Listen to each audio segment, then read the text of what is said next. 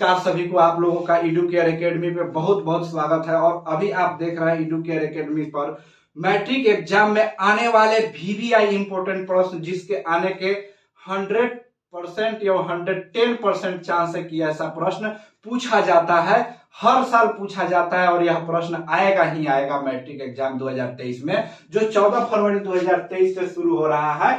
परिमेय संख्या वैसा संख्या जिसे P बाई Q के रूप में लिखा जा सके, जैसे 2/3, 4/5, 6/7, 8/9। परिमेय संख्या के अंतर्गत ही आता है शांत यानी कि टर्मिनेटिंग, अशांत यानी कि नॉन टर्मिनेटिंग। जो कट जाए, जो संख्या पूर्ण रूप से कट जाए दशमलव तक जाकर के, उसको हम लोग शांत संख्या बोलते हैं। जो संख्या नहीं कटे उसको हम लोग अशांत संख्या बोलते हैं। तो इस शांत और अशांत के बीच में एक प्रश्न आता है कि जैसे 1/4 और 3/4 के बीच 5 परिमेय संख्या आप निकाले। 5 परिमेय संख्या आप निकाले।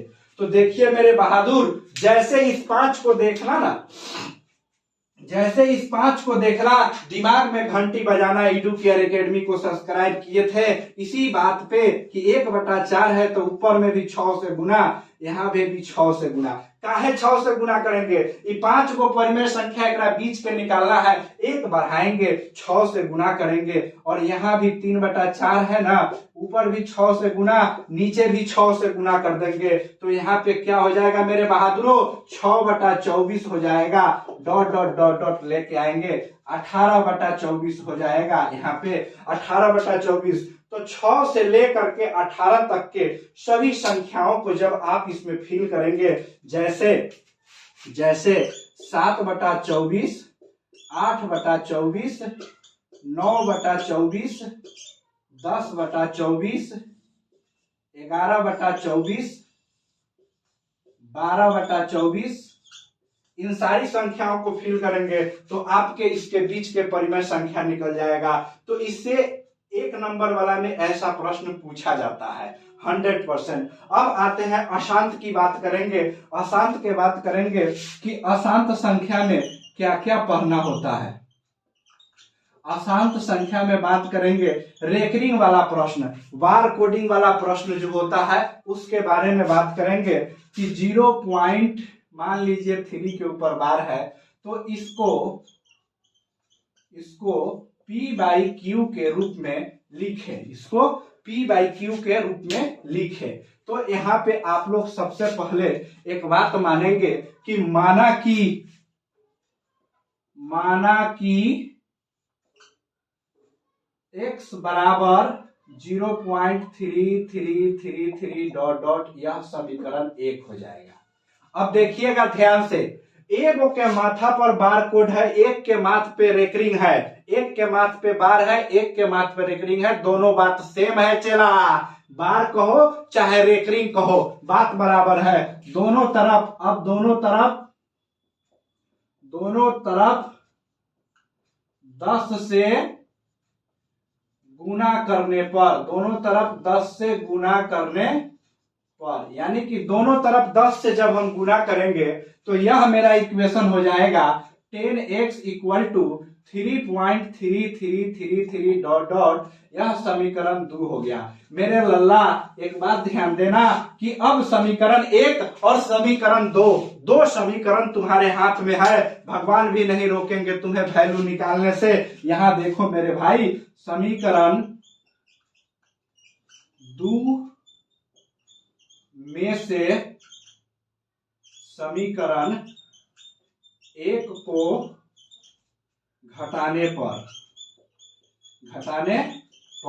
यहां से तुम्हारा कंसेप्ट क्लियर होगा। बाकी तो डायरेक्ट आंसर मारना इसका हम सिखाएंगे ही, चुटकी पर चला, चुटकी पर। यहां देख, 10x इक्वल टू हो जाएगा 3.3333 डॉट डॉट। ऊपर में समीकरण 1 लिखा है मेरे भाई, x इक्वल टू 0.3333 आपने लिखा है। अब इसको आप माइनस कर लीजिए। इसको माइनस करेंगे तो यहाँ पे हो जाएगा 9x इक्वल टू 3333 पॉइंट वाला कट जाएगा। और कटने के बाद में यहाँ आ जाएगा 3। अब x इक्वल टू मेरे भाई 3/9, काटो 3×3 = 9, यानी कि 1/3। क्या इतना नहीं आ रहा है? डिवाइड करके आप देखो, आएगा तो आएगा। और कहोगे कि सर इसको तो मैंने डायरेक्ट भी लिख देता। मेरे भाई डिस्क्रिप्शन सिखाना बहुत जरूरी है, क्योंकि सॉल्यूशन तो हर कुछ का है, लेकिन आप अगर डिस्क्रिप्टिव बनाना सीख गए तो ऑब्जेक्टिव की कोई औकात नहीं होती है मेरे दोस्त।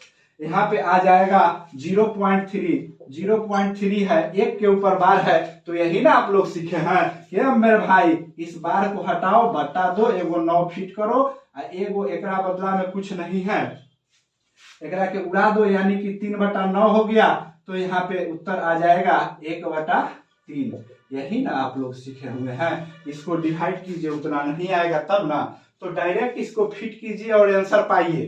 तो इस प्रकार की आप सीख के जाएंगे एग्जाम में, ताकि आपको 2-3 नंबर पे जब बार दे देगा तो आप परेशानी में पड़ जाएंगे, अगर यह बात आपको मालूम नहीं रहेगा तो। इसके बाद हम सिखाएंगे आपको एल्गोरिथम। शांत और अशांत पे चर्चा मैंने कर दिया। अब इसके बाद एल्गोरिथम सिखाएंगे। चला, चिंता मत कर चला, चिंता से चतुराई घटे, दुख से घटे शरीर, पाप से धन लक्ष्मी घटे, कह गए बाबा कबीर। इसलिए चिंता नहीं करना चला, चिंता नहीं करना कभी भी। चतुराई खत्म हो जाएगा तो 14 तारीख के काम मैथ के साथ वैलेंटाइन मनाएगा। यहाँ देखो, अब आता है एल्गोरिथम। एल्गोरिथम का क्या होता है फॉर्मूला? यहाँ देखो, A = BQ + R। BQ + R आप लोग हिंदी में एक फॉर्मूला याद करके रखे होंगे, भाज्य इक्वल टू भाजक गुणे भागफल जोड़ शेष। यह फॉर्मूला आपने याद रखा है। अगर कोई प्रश्न दे दिया कि मान लीजिए कि आपको यहाँ पे दिया हुआ है A का वैल्यू 72 है, ठीक है। अब यहाँ पे B का वैल्यू निकालना है, ठीक। Q का वैल्यू आपके साथ दिया हुआ है 8। R का वैल्यू भी आपको अगर यहाँ से सोच सकते हैं तो सोच लीजिए, R का वैल्यू 0 है। तो आप यहाँ पे किस प्रकार के प्रश्न फॉलो करेंगे बोलिए? यह सबसे पहले यह फॉर्मूला आप लोग याद कर लीजिएगा। यह फॉर्मूला ऑब्जेक्टिव में डायरेक्ट पूछा जाता है, रामबाण है चला नंबर सिस्टम का। इसलिए यहाँ पे वैल्यू रखिए। A = दिया है 72, तो वैल्यू रख दीजिए। B के जगह कुछ नहीं है तो व्हाट रहने दीजिए।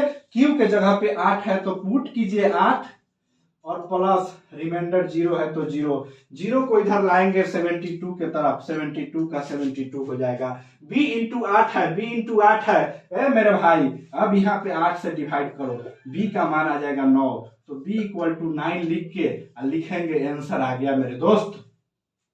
अब इसके बाद इसका VVI क्वेश्चन होगा। देखते जाओ तुम लोग, अपने नयन से सिर्फ रिवीजन करते जाओ, अपने कॉपी और पेन को लेकर बैठो, ताकि एक एक बात को तुम लोग नोट करते चलो, इग्नोर मत करो। IDUCARE एकेडमी अगर मेहनत कर रहा है तुम्हारे लिए तो लाइक शेयर सब्सक्राइब एंड दोस्तों के बीच में फैलाना मत बंद कर देना चला, क्योंकि इसका जान तुम में है, तुम में सिर्फ, दूसरा कुछ नहीं।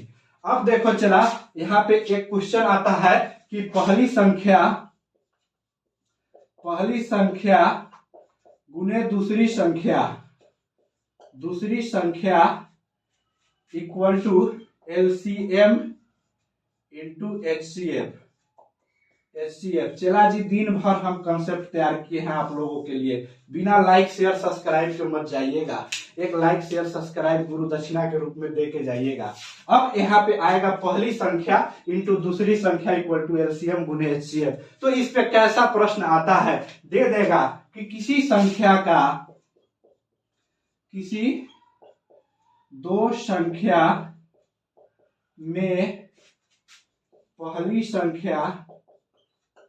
संख्या 8 है, दूसरी संख्या 16 है, तथा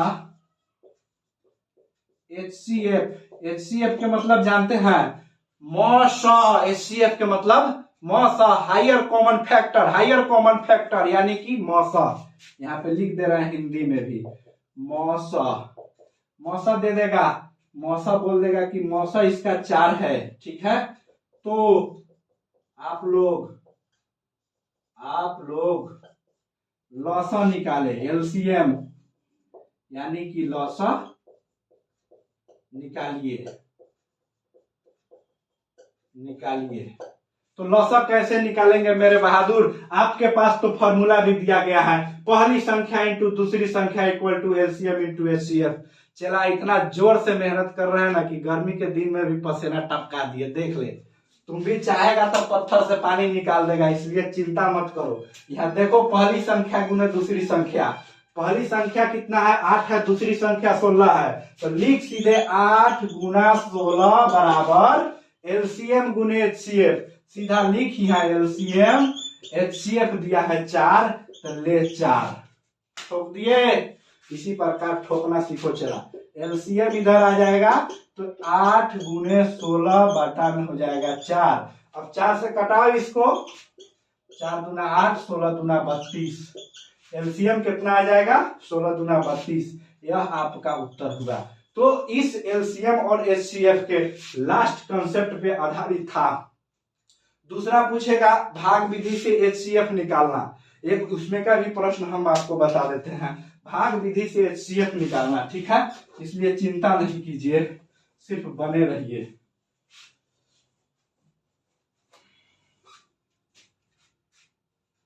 दे देगा कि 16 और 64 का भाग विधि